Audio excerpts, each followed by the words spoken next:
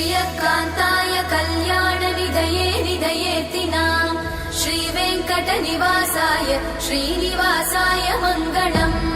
लक्ष्मी सविभ्रमालोक सुभ्रूविभ्रमचक्षुषे चक्षुषे सर्वलोकानां वेङ्कटेशाय मङ्गलम् श्रीवेङ्कटाद्रिशृङ्गाग्रमङ्गलाभरणाङ्गये मङ्गलानां निवासाय श्रीनिवासाय मङ्गलम् सर्वावयव सौन्दर्य सम्पदा सर्वचेतसां सदा सम्मोहनायास्तु वेङ्कटेशाय मङ्गलम् नित्याय निरवध्याय सत्यानन्दचिदात्मने सर्वान्तरात्मने श्रीमद् वेङ्कटेशाय मङ्गलम्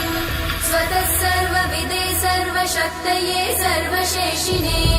सुलभाय सुशीलाय वेङ्कटेशाय मङ्गलम्।